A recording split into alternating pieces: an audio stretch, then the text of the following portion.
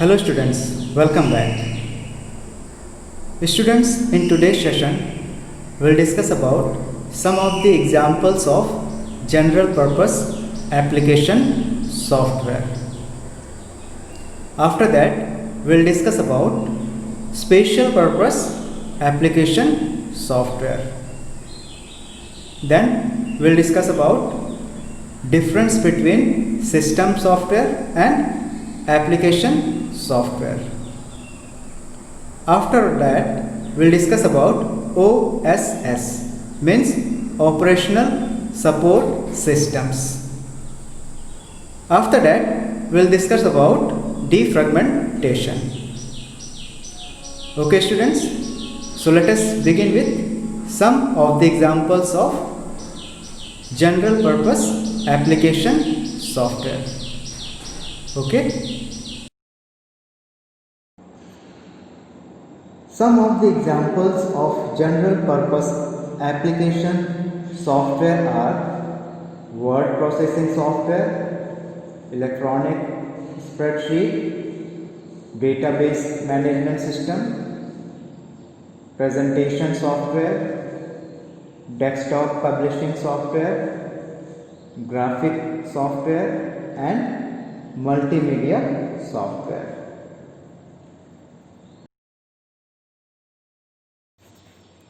First one is word processing software.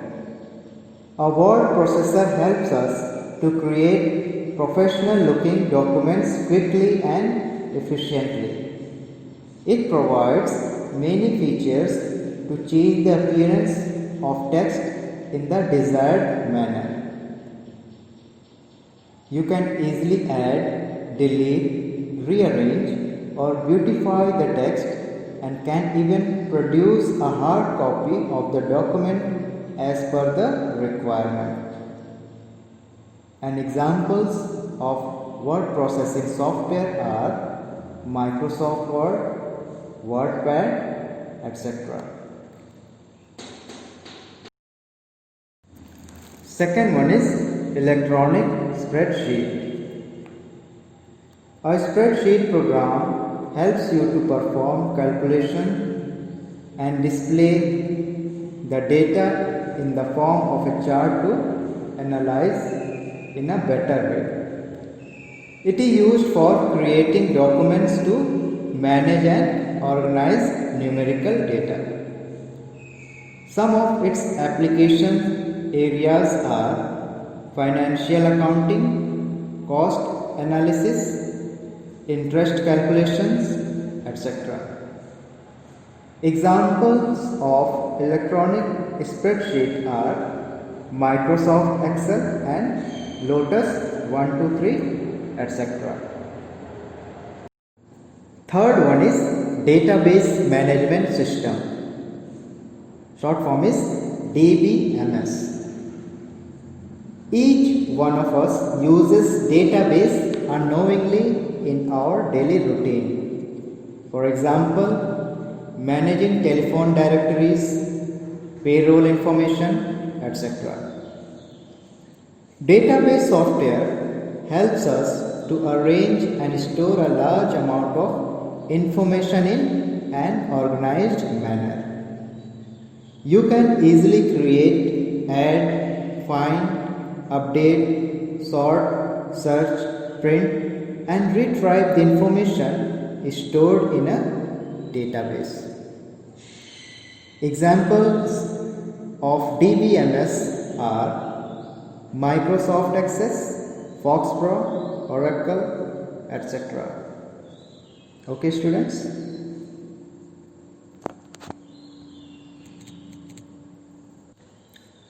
Fourth one is presentation software. Presentation software is used to present an idea or concept in a lively manner.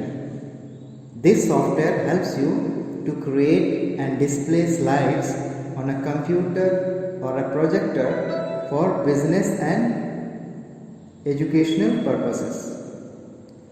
It lets you create slides, charts, animation and video clips. Examples of presentation software are Microsoft PowerPoint, Adobe Flash, etc. Fifth one is desktop publishing software. This application helps you to combine both text and graphic features to design professional documents like newsletters, printed forms, advertisements, books, brochures, posters, magazines, etc. Examples of desktop publishing software are CorelDRAW, Adobe InDesign, etc. Okay.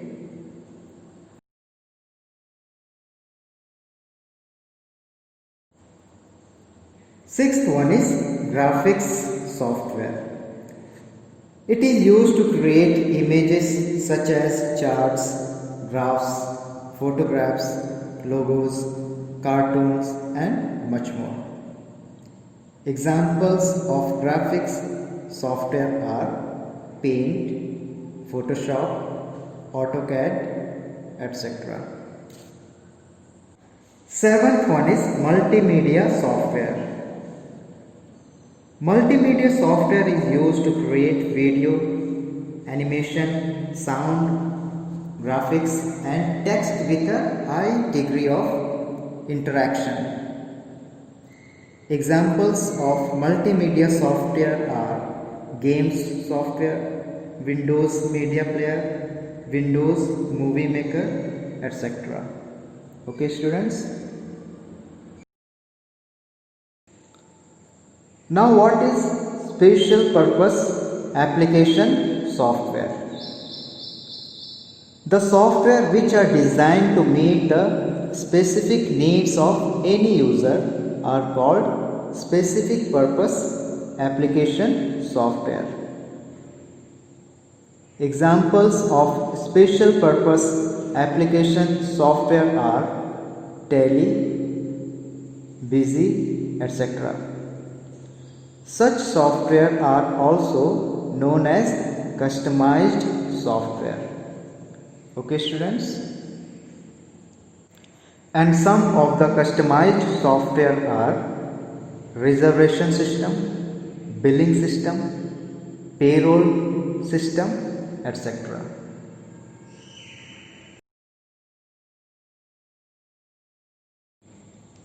Now, difference between system software and application software. First one is system software is a type of program installed to control the operations of a computer system and run the application programs, whereas application software is installed as per the requirements of the user. It utilizes the capability of a computer on which it is installed. Okay. Second one is system software includes programs such as compilers, system utilities, debuggers, drivers, assemblers, etc. Whereas application software includes graphics, software, word processor and spreadsheet programs, etc. Third one is students, you cannot interact with system software while working on a computer as it runs in the background. Whereas in application software you can interact with application software while performing different activities. Okay. Fourth one is system software can run independently of the application software, whereas application software cannot run without the presence of the system software. Okay, students? Now operational support systems, OSS. Operational support system is a special type of software installed by communication service providers to operate, monitor, analyze and manage computer or telephone network system on the client's computer. Operational support system is also called operations support system. It is often installed on the server computer and is mainly used for supporting network process to maintain the network inventory, configure network components, provision services and manage faults. Okay students?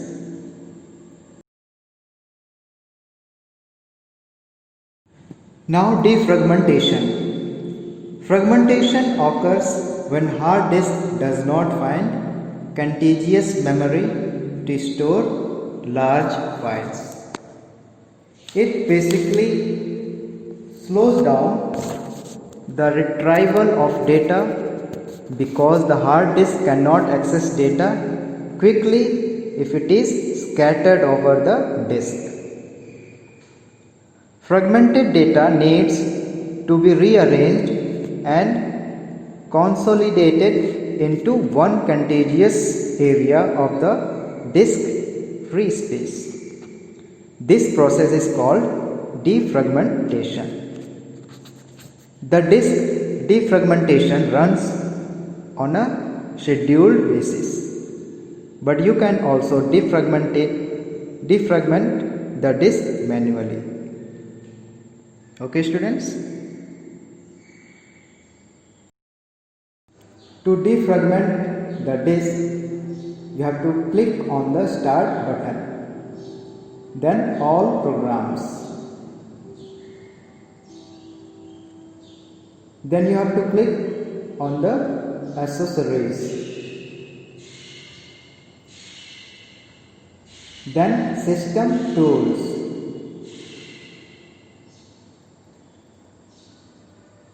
System tool is down. Okay. Then you have to click on the disk defragmenter. This is disk defragmenter. The disk defragmenter window appears on the screen. This is disk defragmenter window. Select the disk that you want to defragment from the disk column under the current status section. Click on the defragment disk tab.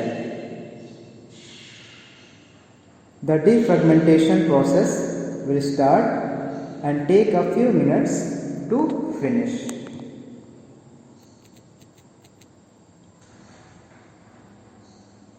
Okay students?